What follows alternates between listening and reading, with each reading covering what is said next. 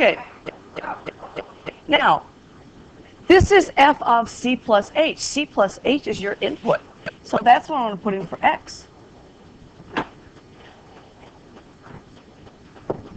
So I get the square root of, and maybe I should do it in red.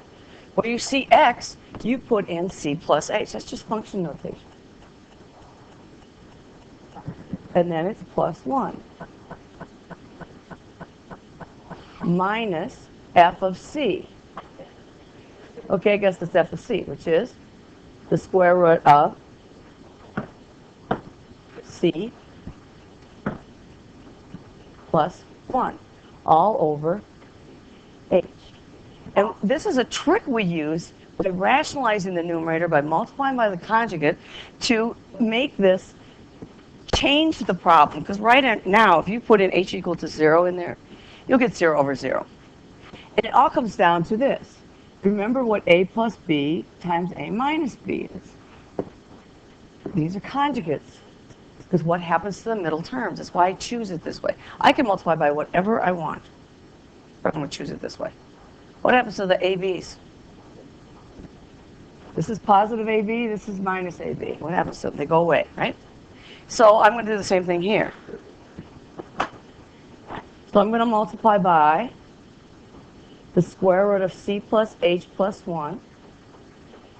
Now what does this sign have to be? Plus. And then put it in the denominator.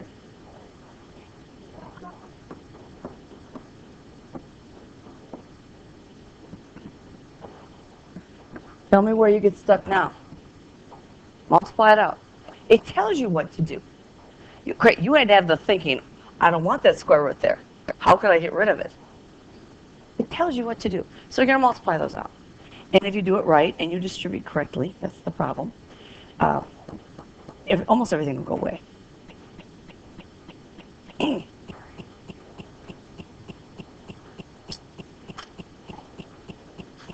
Yeah. This looks just like the quiz, doesn't it? Anybody want to finish that?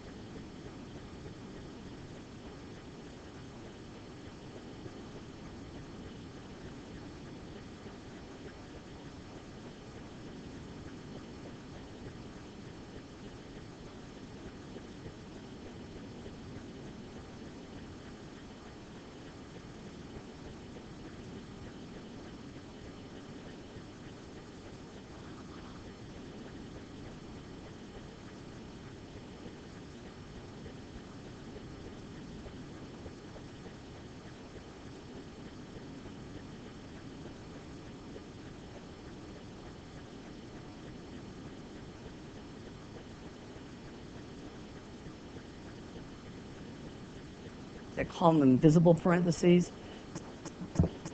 And they won't go, things will not go away if you don't put parentheses in.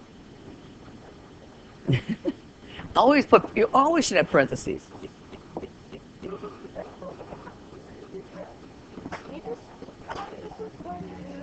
Only if they're easy to simplify. No, you didn't. You just read it.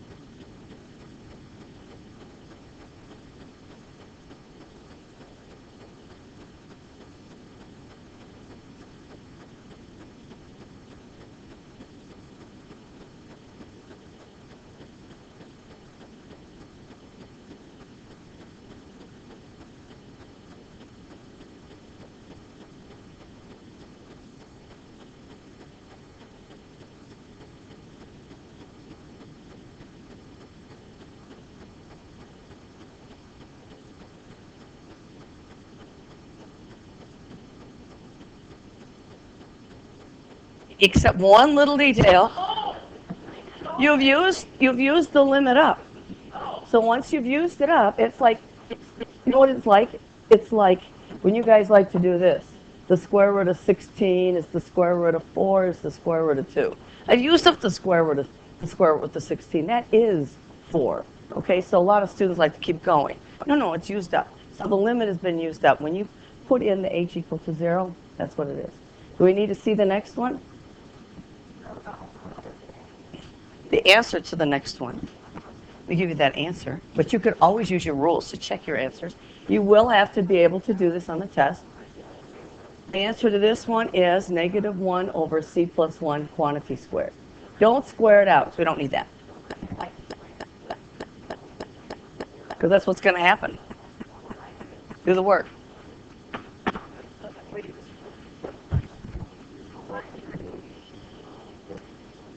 I've got to give you this problem.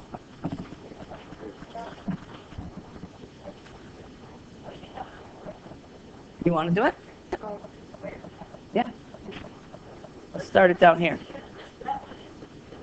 F of x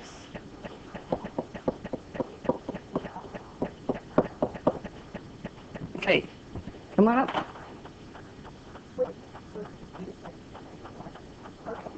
Did everybody get 3 sheets? There's a pink sheet. I don't know, I would say I'd work backwards, not necessarily.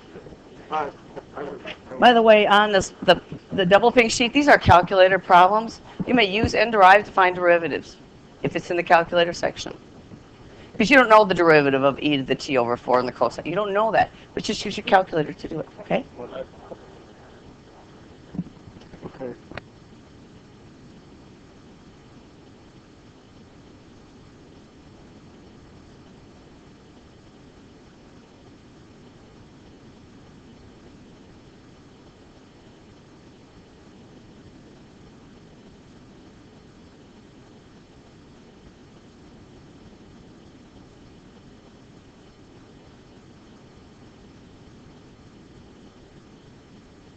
Negative sign right here.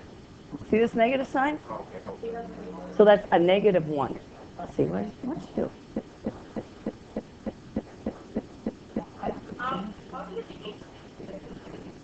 H goes away. Oh, well, just wait a minute. I'm trying to figure out, no. Oh, no, I'm reading it wrong, sorry. Look at it the wrong one. Okay, so what does this one look like? It's f of c plus h minus f of c all over h. Maybe it would help to do this. What's f of c? Where you put the x, you put the c. What's f of c plus h then? 1 over c plus h plus 1. Okay? So, I have the limit as h goes to 0. I want f of c plus h, which is 1 over c plus h plus 1. C plus h is just the x, that's all. When you start doing these, you'll realize that's just x. And the c value is c. And then it's minus 1 over c plus 1, all over h. Now, how do I get rid of fractions? This is a totally different kind of problem. You put h equal to 0 and you get 0 over 0. Now, I don't want to get common denominators. That's too hard. Let's just multiply by the common denominator, which you just multiply together. So that's not hard at all. Now, that's not enough to put it there. Where else do I have to put this? In the denominator. Okay. And then you distribute. Now, why did we choose it the way we chose it? We did, so things would cancel out, right? So on the first one, the c plus h's will go, and I'll be left with c plus 1. Minus, the c plus 1's will go, it's not minus c, it's minus this whole thing. So you have to have a parentheses there. It's wrong without it. And it's not going to work if you don't. And we never multiply the denominator, just leave it.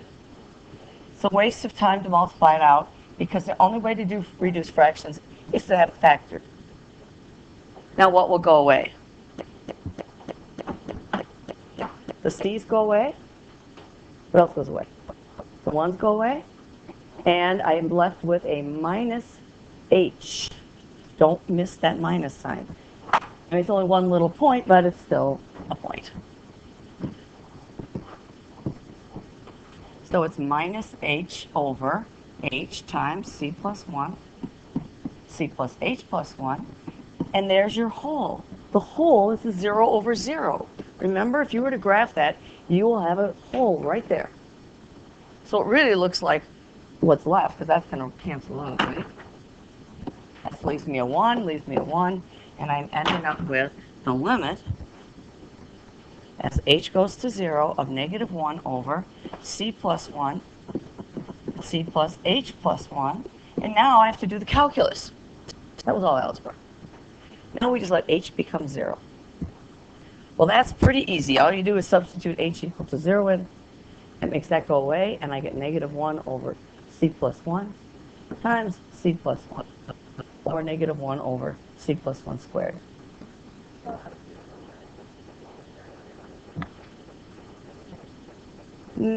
This is different. This is not a square root. This was fractions. These are radicals. No, they're added. Mm-hmm. This is multiplying. Don't memorize. That's what the problem is. You want to say, oh, they're always going to be this way. Just think and do the problem. It's a different kind of problem. Yes? Whoa, whoa, I can't hear you. Two people are talking.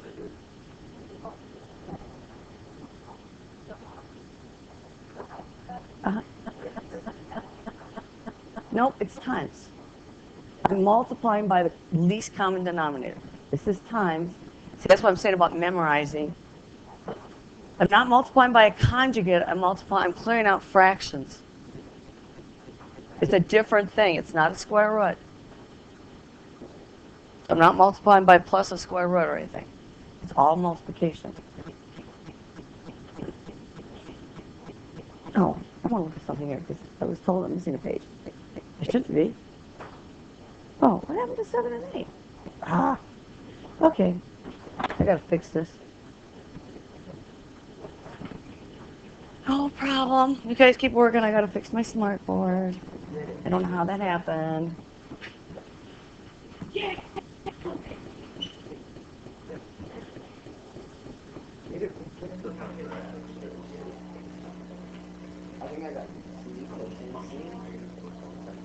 How did I miss 7 and 8? Oh, I didn't. This thing. I know I did it.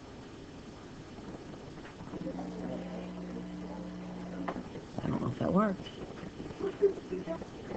Okay.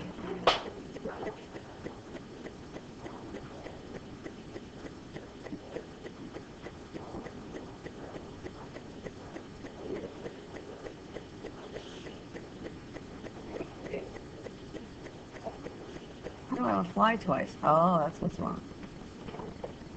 Okay.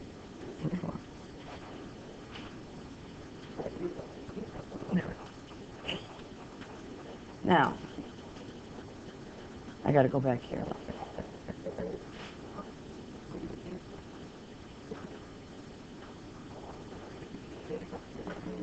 Am I frozen? Yeah.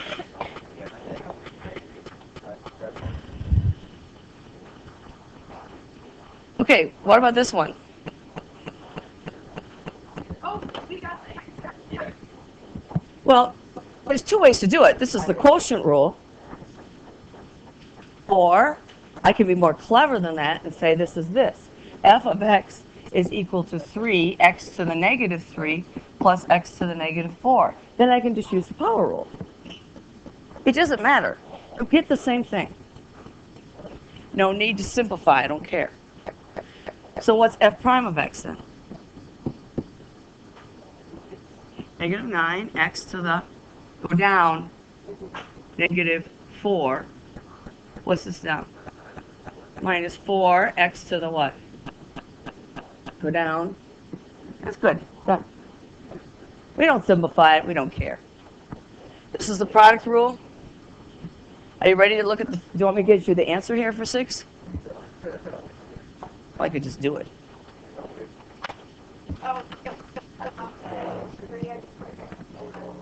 Because we're not going to simplify this. Plus.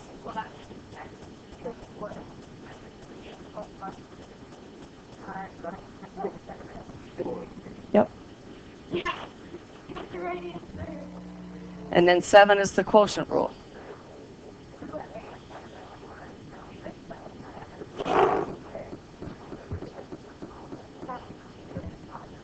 Yes.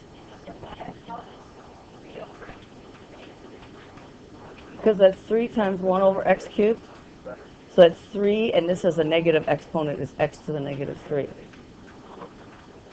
So, do you have to flip it the negative exponent? Or No, you can do the quotient rule.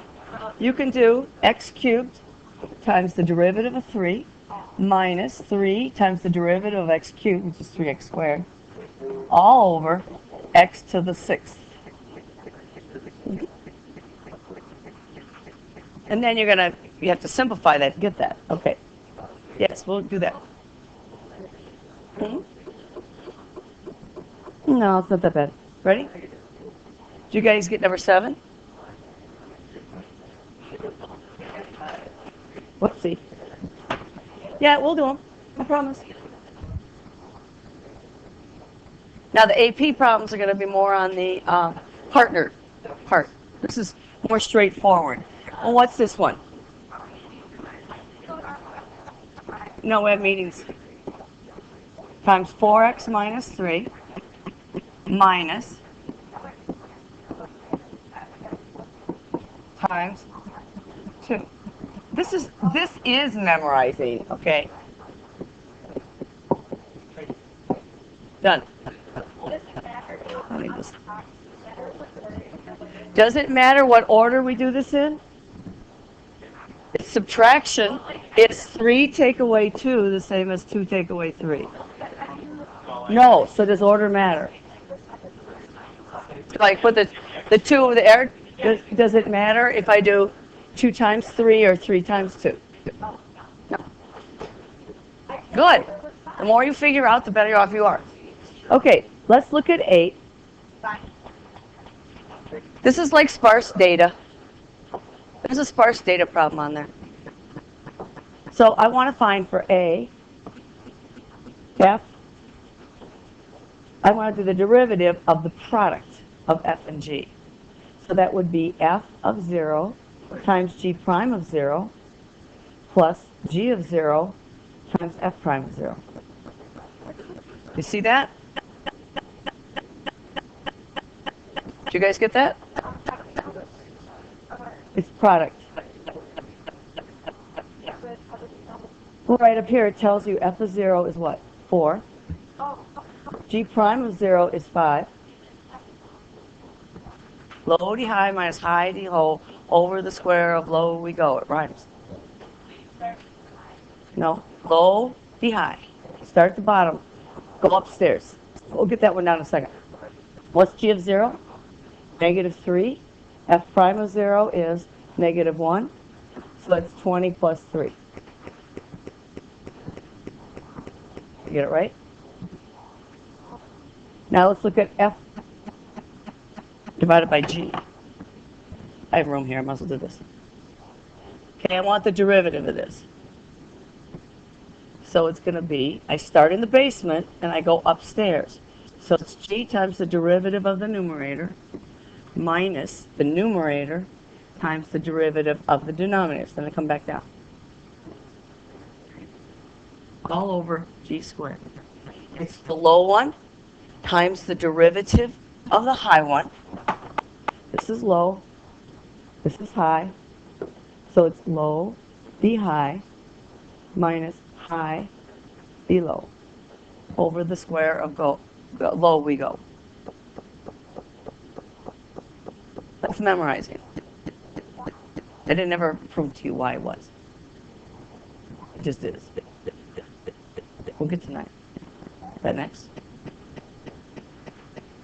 And then there's another one that's like 9. Now, think about it. If we give you problems that are like this to review for your test, what should that tell you about what might be on your test? Problems like these, right? And since we gave you 2 problems like 9, we gave you this fly and we gave you the pink one, wherever the pink one is. Yeah. That should tell you something.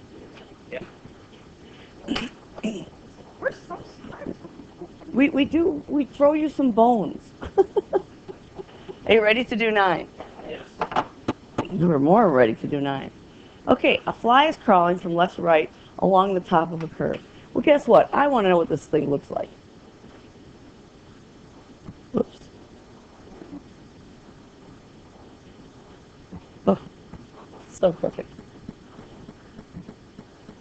Okay. And that's a parabola. We should know what that looks like. When x is 0, we're starting at 7. And it's upside down or right side up parabola? Upside down. So he's crawling along this parabola. I could even find out where that is if I want. I don't know if I want to. I might. Anyway, a spider waits at the point 4, 0. Where is this, by the way? I guess I better know what that is. 0 equals 7 minus x squared. So x squared equals 7. So x is the square root of 7. What is that, approximately? Square root of 7 is between square root of 16 and the square root of 9. So it's a little bit bigger than what? 3. So, oh, I'm awake. Okay, yeah, I want it smaller though. That's my point. Okay, sorry, square root of 4 and square root of 9. Okay, so it's between 2 and 3. Okay, so I know it's here, so 4 zeros over here someplace. So the spider, the fly, spider sits here, and the fly's up here. Oh, I can't draw. Find the distance between the 2 insects when they first see each other. So he's coming around here. It's going to be the tangent line where he sees him. Because you see light travels in a straight line, right? So part of the problem is getting the picture. But now I don't know where that is. That's the problem. So what would you like to call that point? XY. XY sounds good. And now I'm going to do anything I know how to do. Guess what? I could find the slope of that using plain old algebra, couldn't I? What's the slope? Well, I would do y minus 0. What? No, this is the square root of 7, which is somewhere between 2 and 3. Remember this way? I said that. So, was it y minus 0 over x minus 4? But you know what? There's another way to get the slope. Because we're smart. We're in a calculus class. What's the other way to get the slope? Y equals 7 minus x squared. What's the slope? That's y prime. It's what? Minus 2x. Put it over 1 because I get a proportion. And then some of you are going to freak out because there's a y in there and I've got all x's and I don't want a y in there. But I know what y is. What's y? This is the hard part. 7 minus x squared. At least that was the hard part. For me, I don't want that y in there, but 7 minus x squared. And then we may have some algebra issues. Over x minus 4 equals minus 2x over 1. And when you have two ratios that are equal, they're called proportions. So we can cross multiply.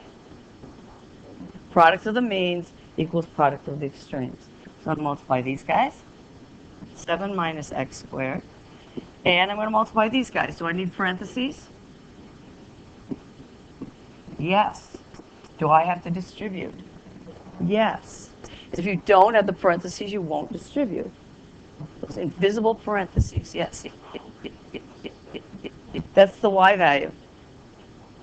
See, if I can go back into my graph, it's xy, but it's really x comma 7 minus x squared, because that's what the function is. That's the hard part to realize. Go back to your function. To me, that is. I know. I just found the slope between this point and this point. So I found the slope using good old algebra, first year algebra. I found it this way, that's the algebra way. But we're clever, we know more than this. This is the calculus way. And they have to be the same, don't they? That's what's so nice about math. It doesn't matter how I do it. There may be a lot of ways to do a problem, but it doesn't matter. I have to get to the same right answer at the end. So I said, okay, how can I find slope? I can find slope using algebra, the slope formula, or I can use calculus. And they have to be the same thing. But then you have to take that leap here and say, what's y? Well, this is what y is. Y is this guy. So I'm going to put that right in there. And then we cross multiply. We still have some more algebra issues, don't we? Maybe. Yes, no? So let's go ahead and distribute that. 7 minus x squared. What's this going to give you? Minus 2x squared. And then whatever. Plus 8x. And most likely we're going to give you something that factors. So if it doesn't factor, you probably made a sign error. So I want to do this quickly. I want to get everything over to the right. So what's this going to be? Oh, actually I want everything to the left. I don't like my x squareds to be negative. So I'm going to add 2x squared to here. So 2x squared plus a negative x squared is x squared. And I still have a 7 here. And I want 8x on the other side. So it'll become what? Minus 8x. And that factors.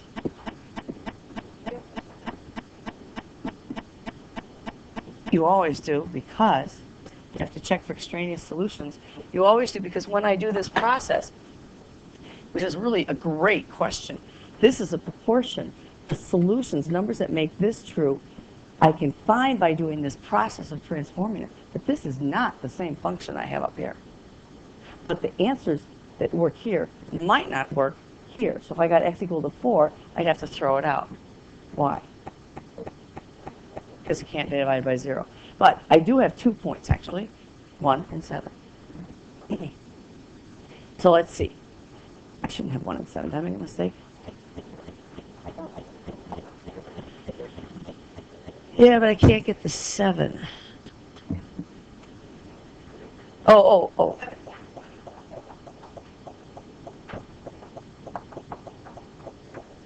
Oh, I know why I can't get the 7. Because what's the y value at 7? So this is the one, this is at 1. Can you see that that's going to be at 1?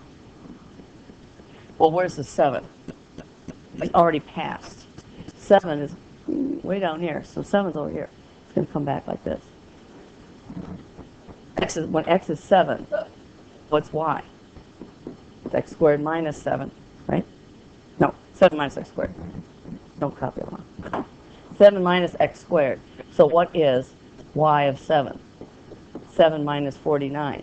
So it's way down there. But you already passed the spider, haven't you? So you don't need that answer. The answer doesn't make sense. No, so we throw that one out. There are 2 tangent lines. If they're asking for the 2 tangent lines, then you would give me both. So if this problem, We have one just similar to it right over here. okay, so if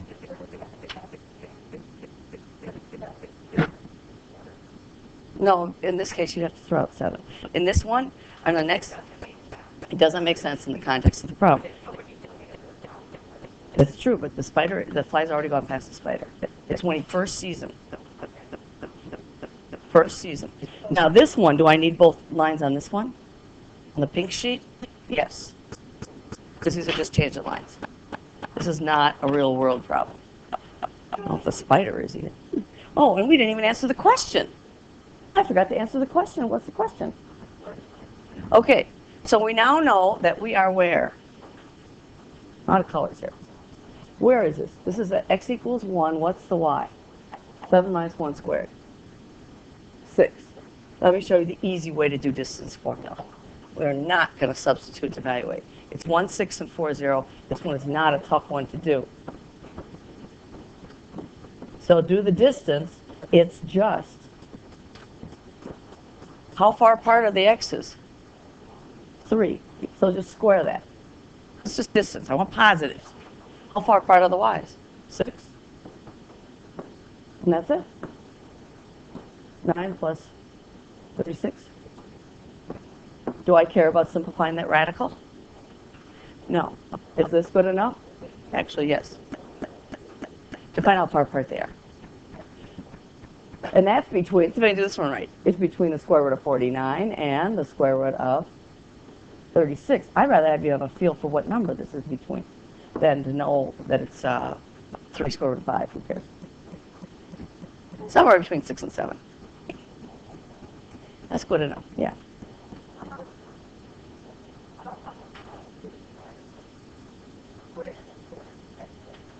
Right here, I added 2x squared to both sides. I just didn't show the step.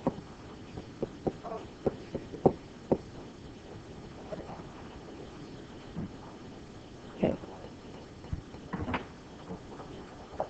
Now, the pink sheet. I don't know if you want to look at any of these. If you look at them quickly, it gives you the year. I got to get this up on Schoology, but I'll get the solutions up there, and then you go and you can. It gives you the year, and you can go look at the solutions, and you can check your work. You can also get. Oh, and you can't get them all at AP Central.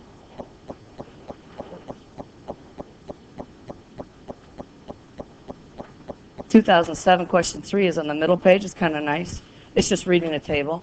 Not even doing a derivative for A. Can't do B because it's a composite function. We don't know how to do that yet. But hold that thought. So if you look at this pink sheet, 2010 question 2, it says use the table to approximate the rate in hundreds of entries per hour which entries were being deposited at t equals 6. What are they asking for? Very first problem on the AV problems. What are they asking for? The rate at which the entries are being deposited. Rate is a what? Starts with a D. It's a derivative. So all they're asking for is the slope at 6. So you know what you have to do? Just find the slope out of the table. Oh, we can do it. I don't remember the answer. So so this is 2010, A, t is equal to 6, and my table has this. It's just an estimate. So what they want you to do is I want the average rate, I'll just label it this way, is 21 minus 7 over 13 minus 5. And by the way, that's sufficient. You do not have to give me numbers. You do not have to make it 14 over 8. I want the rate at which the entries are being deposited.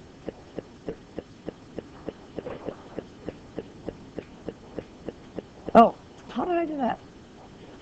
Oh, I know, it's what you guys do. See, I've seen too many things wrong. 21 minus 13, yeah, sorry. And these are in hundreds. And it's 7 minus 5. That's why we show the work. 8 halves, so it's 4, and it's in hundreds. Yes, it's 400. Now, notice it's just part A. You can't do the rest of the problem. That's all it's asking for. Why can you use what? Yeah, it's just an estimate. You could, that's the only way to do it. It's 5 and 7. Because it's 6.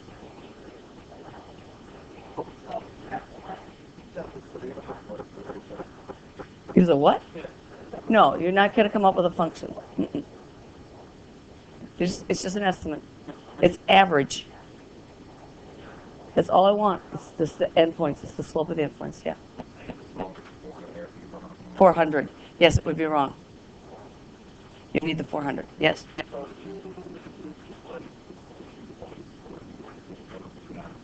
No, it's just asking what to estimate. That's all. Yeah, the points aren't very close together. You could graph it if you want. Then I might not have gotten mine upside down. Yeah. That's just the slopes. Finding the slope using algebra, finding the slope using calculus. It's the hint. It comes out of the old book. So find your slope between those 2 points using algebra, slope formula, and then find it using your derivative. It's exactly like what I did with the fly problem. You will have to. Just like it's exactly like the fly problem. Okay, what about last year's problem? A, this is question 1. It is the speed of the particle increasing or decreasing. How would you find it? How do you know if something's speeding up or slowing down? The sign. Yeah, so you evaluate V of 5.5 and evaluate A of 5.5. I don't know what the answers are. I think it's decreasing, isn't it? See, we know how to do. Look at what we know how to do already. You guys got to look back at what you know how to do. Turn the page. Let's look at page 2. Concert tickets. Data in a table. You can read all this stuff about it, but use the data to estimate the rate at which the number of people waiting in line was changing at 5:30 p.m. What are you going to do? I want the rate at which people are changing. I'm just going to find the what? Slope between 4 and 7. Now, if you don't show the computations, if you don't show this step, you don't get the point. But the scoring rubrics are up on, will be up online. They're not there yet. Question 3 is just reading the table there. You only can do 55 if you want. How do you find average acceleration if you're given velocity? 2006, number 4. These are my hints. How do you find average acceleration? Yeah, change in V over change in T is nothing more than slope. Mm-hmm. This is the second derivative. The jerk is the third. You have to know the function. I probably didn't give you, they didn't ask that. I gave you everything you could do out of this problem. A. Because what we're going to do next semester is antiderivatives. All the rest of these problems contain antiderivatives. We can't do that yet. How about 2005, question 3? Estimate T prime of 7. Oh, so easy. Are you noticing the fact that it's the same question, just in different contexts? It's the same thing. So the more you do, and you say, oh, well, that's exactly the same. T prime of 7, I'm just going to find the slope between 6 and 8. How about 2004, question 1? Because we're going to run out of time. 2004, number 1. And I'll do the fly problem. I'll get this written up too, and we'll scan that, get that up online. It says, what's the average rate of change on this interval? So guess what you're going to do? You're going to do the slope. You're going to find f of 15 minus f of 10 over 15 minus 10. That's the average rate of change. They're just using different words to say the same thing. This was not given in a table form. They gave you the function. If you want the instantaneous rate of change, yes, you could take the derivative. You don't know how to do it yet, because it's the sine function. You can use n derive. They're both more for part 2. This is more for part 2. Part 2 is with your partner.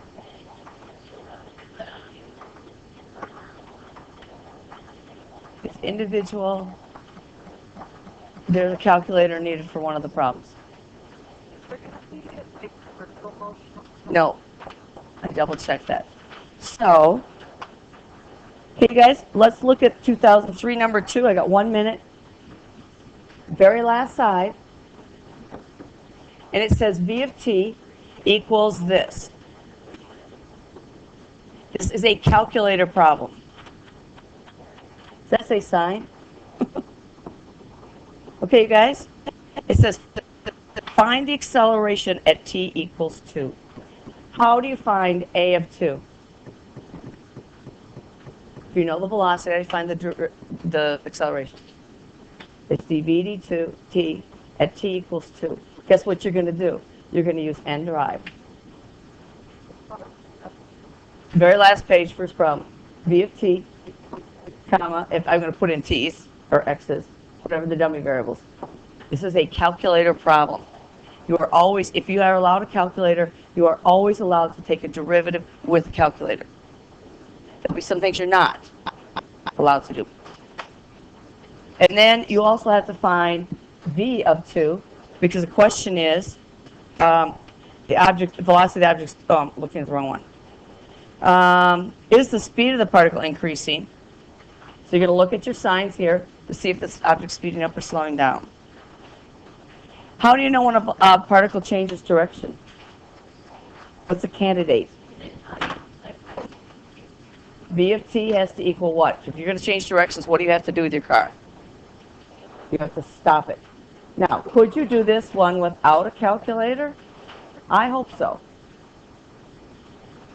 It's zero product property. T equal -1 makes that one true. Then where is this one going to be 0? Sine of t squared over 2. Where is that 0? When t squared over 2 is equal to 0, pi, 2 pi. Do we have a limit on this value? And it says between 0 and 3. So you're going to have to do a little work. Sorry we're not available tomorrow. Thursday we are. For 6 and 7,